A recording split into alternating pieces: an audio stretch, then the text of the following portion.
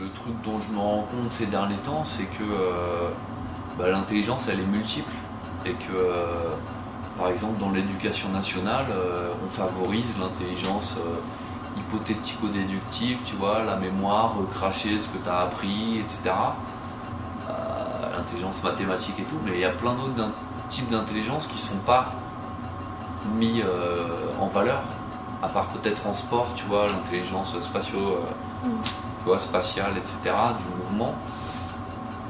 Mais par exemple, tu as des intelligences sociales, comme la capacité d'entrer en interaction avec l'autre.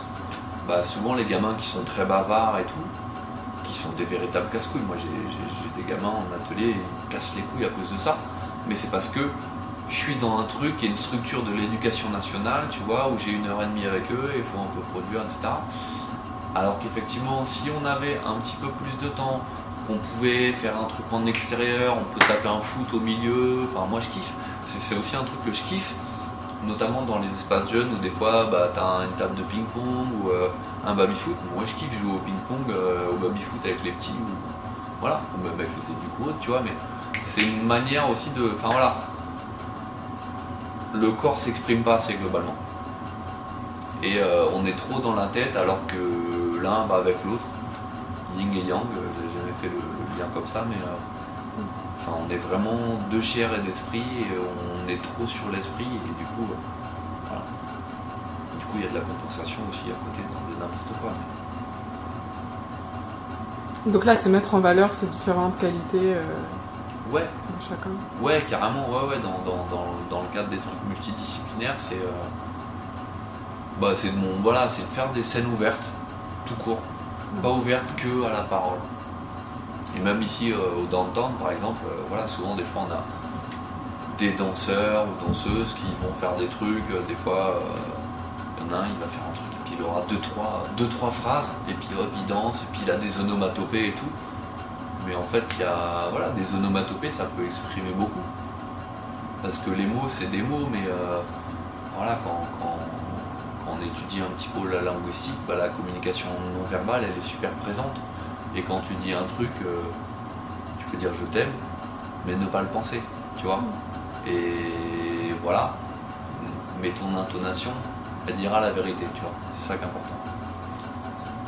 Donc, le non verbal est hyper important. Mais c'est vrai qu'on est en France, on est dans le pays de la littérature, on se prend la tête, de l'administration, des papiers tout le temps, etc. Tu vois. Donc, on est dans le pays du papier, de l'écriture, aussi des strates. Des strates où t'as beau avoir des idées super, des trucs et tout, si t'as pas tant d'ancienneté, que tu connais pas un tel, ça peut être très compliqué de réussir tes trucs. Après, tu peux faire des belles rencontres, etc. Mais voilà. Après, le slam, en fait, c'est un espace-temps, c'est pas un style, tu vois, c'est ça qui est cool. C'est que du coup, tu as des gens de tous les âges, de toutes les catégories sociales, qui vont avoir tout style de dire ou d'écrire les choses, parce qu'il y a aussi des gens qui improvisent, tout le monde n'écrit pas forcément.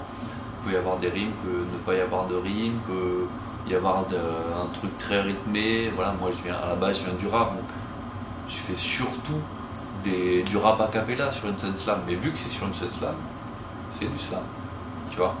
Mais quelqu'un qui va raconter une histoire drôle ou etc., vu qu'il sera sur une scène slam, c'est du slam. Le slam c'est pas un style, c'est pas Grand Corps Malade ou Abdel Malik sur un piano. Voilà.